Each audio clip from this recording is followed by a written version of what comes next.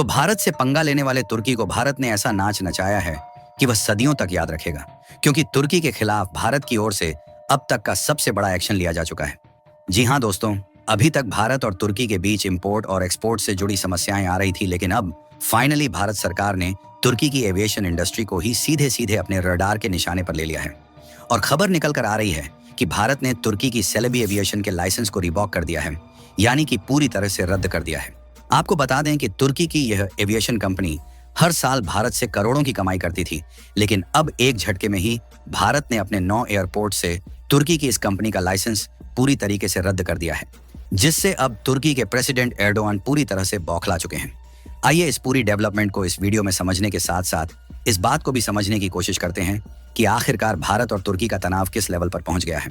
लेकिन आगे बढ़ने से पहले तुर्की को एक के बाद एक झटके भारत की तरफ से दिए जा रहे हैं।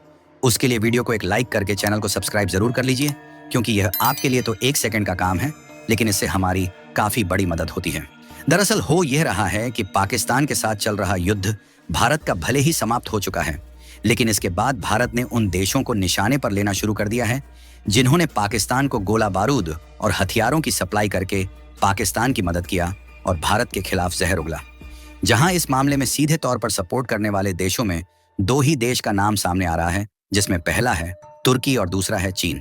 रिसेंटली इंडिया और पाकिस्तान के बीच हुए कॉन्फ्लिक्ट के दौरान चीन ने थोड़ा बहुत मदद की, इसलिए भारत ने चीन पर थोड़ी बहुत कार्यवाही की, लेकिन अब इसके बाद सबसे ज्यादा समर्थन किया था तुर्की ने, इसलिए तुर्की के ऊपर ठोस कार्रवाई भारत के द्वारा की जा रही है।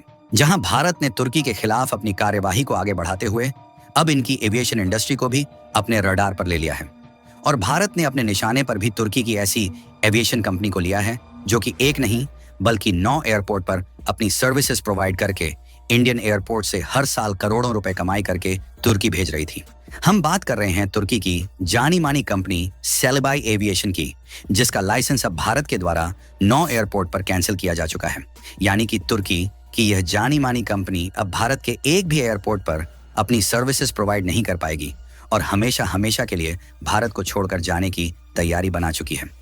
आपको बता दें कि सेलेबी एविएशन तुर्की की एक जानी मानी कंपनी है जो हवाई अड्डों पर ग्राउंड हैंडलिंग का काम करती है। मतलब ये कि जब प्लेन एयरपोर्ट पर रुकता है तो उसके साथ जो जरूरी काम होते हैं, जैसे यात्रियों का सामान निकालना, नए सामान को लोड करना, सफाई करना या फिर पानी और फ्यूल भरना, ये सब सेलेबी करती थी। और खास बात यह थी कि भारत के किसी आम शहर में नहीं, बल्कि भारत में यह कंपनी दिल्ली, मुंबई, बेंगलुरु, हैदराबाद, चेन्नई, अहमदाबाद, गोवा, कोचीन और कन्नूर जैसे 9 बड़े एयरपोर्ट्स पर ये सेवाएं देती थी। लेकिन जब हाल ही में अचानक ऑपरेशन सिंदूर के बाद भारत पर जवाबी ड्रोन हमला हुआ, तो इस हमले में इस्तेमाल हुए ड्रोन और तकनीक के पीछे तुर्की और पाकिस्तान की मिलीभगत सामने आई। भारत को जानकारी मिली कि तुर्की ने पाकिस्तान को सैन्य यानी कि डिफेंस मदद दी है, जिससे भारत की सुरक्षा को खतरा हुआ। इसके बचाव के लिए भारत की तरफ से तुर्की के खिलाफ कड़ा एक्शन लेते हुए भारत की सुरक्षा एजेंसी BCAS यानी कि bureau of civil aerospace security ने सेलेबाई की सिक्योरिटी मंजूरी कैंसिल कर दी। इसका मतलब यह है कि अब यह कंपनी भारत के एयरपोर्ट्स पर काम नहीं कर पाएगी। और ओवरऑल दुनिया भर में इस कंपनी की प्रेजेंस को देखा जाए तो कुल 6 देश में यह कंपनी अपनी सर्विसेज प्रोवाइड करती है और यह कुल 70 एयरपोर्ट पर इस समय काम करती है। अब सवाल उठता है कि आखिरकार इससे तुर्की का कितना नुकसान होगा। तो इसके लिए आपको बता दें कि सेलेबाई एविएशन को भारत से हर साल करोड़ों रुपए की कमाई होती थी। भारत के 9 बड़े एयरपोर्ट्स पर इनका काम बंद हो गया है, यानी कि अब इनकी मोटी कमाई बंद हो गई। साथ ही तुर्की की यह कंपनी जो अपने देश को टैक्स और मुनाफा देती थी, अब वो भी नहीं मिलेगा। और कमाल की बात यह है कि भारत जैसे बड़े देश में सरकारी स्तर पर बैन लगना दुनिया भर की सरकारों और कंपनियों को यह संदेश देता है कि तुर्की की कंपनियों पर भरोसा करना जोखिम भरा हो सकता है। ऐसे में अन्य देश भी सोच सकते हैं कि वो तुर्की की कंपनियों से दूरी बना लें, जिससे तुर्की की साख को धक्का लगेगा।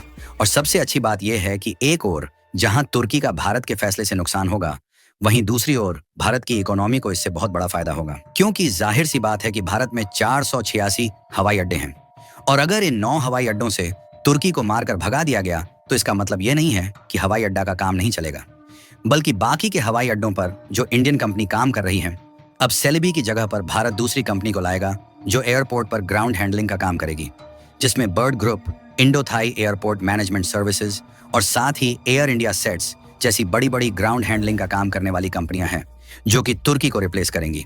इससे फायदा ये होगा कि पहली बात तो भारत की एविएशन सर्विस प्रोवाइड करने वाली कंपनियां हैं, तो इससे जो कमाई होगी वह भारत में ही आएगी। और दूसरी बात यह है कि यह कंपनियां इंडियन होने के कारण ये स्थानीय लोगों को और भी ज्यादा रोजगार प्रोवाइड कर पाएंगी, जो कुल मिलाकर डायरेक्टली या फिर इनडायरेक्टली भारत की इकोनॉमी में पॉजिटिव इंपैक्ट ही डालेगा। यानी कि बहाने चाहे जो भी हो, लेकिन जब देखा जाए तो धीरे धीरे भारत आत्मनिर्भरता की ओर ही आगे बढ़ रहा है, जो कि इस बात का साफ साफ इशारा करती है कि भारत सुपर पावर बनने की राह पर बढ़ चुका है। यह सिर्फ एक कंपनी पर बैन नहीं है, बल्कि तुर्की को आर्थिक, छवि और कूटनीतिक तीनों स्तर पर नुकसान पहुंचाने वाला फैसला है। अगर भारत ऐसे और कदम उठाता है तो तुर्की को अरबों रुपए तक का घाटा हो सकता है कि दूसरे देशों से भी तुर्की की कंपनियों को मारकर भगा दिया जाएगा।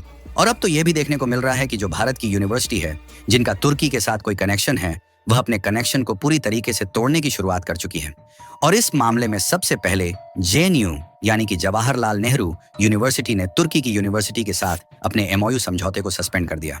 और जेएनयू के बाद भारत की जामिया यूनिवर्सिटी भी सामने उतर कर आई और इनका तुर्की के साथ जितने भी समझौते थे उसको एक झटके में सस्पेंड कर दिया। फिलहाल यहाँ पर देखा जाए तो मैं यह सोच रहा हूँ कि भारत के द्वारा इतने एक्शन तुर्की के खिलाफ लिए जा रहे हैं, तो आखिरकार तुर्की जाएगा कहाँ? क्योंकि ऐसे में तो उनको नरक में भी जगह नहीं मिलेगी। और हैरानी तो तब हो रही है जब तुर्की के पाप का घड़ा इतना भर चुका है कि इनसे ईश्वर भी नाराज हो गया है। क्योंकि इधर भारत इन्हें झटके पर झटके दिए जा रहा है, तो उधर पिछले दिन ही तुर्की की राजधानी में 5.1 तीव्रता के साथ भूकंप के झटके देखने को मिले। यानी कि सोचने वाली बात यह है कि 2023 में जब भूकंप आया था तो भारत ने इन्हें सहारा दिया और इनका पूरी तरीके से सपोर्ट किया है, लेकिन अब तो ये भारत के दुश्मन बन चुके हैं, तो इस बार इनका सपोर्ट कौन करेगा? लेकिन जब बात तुर्की के सपोर्ट करने की आ रही है तो अमेरिका के जिस प्रेसिडेंट ट्रंप को भारत का जिगरी दोस्त कहा जाता है, अब उसी अमेरिका ने $304 बिलियन की मिसाइल खरीद के लिए तुर्की को अप्रूवल दे दिया है, जिसमें तुर्की को नाटो का मेंबर होने के चलते इन्हें खतरनाक मिसाइल दिया जा रहा है। लेकिन सवाल उठता है कि तुर्की किस तरीके से इन हथियारों का उपयोग कर रहा है। ये सब जानते हुए भी तुर्की को अमेरिका हथियार क्यों दे रहा है? फिलहाल आपका इसके बारे में क्या सोचना है? क्या अमेरिका भी भारत के साथ दोस्त बनकर नहीं रहना चाहता? अपनी राय कमेंट में जरूर बताएं और इस वीडियो को लाइक करके अपने मित्रों तक शेयर जरूर करें ताकि उन्हें जानकारी मिल सके।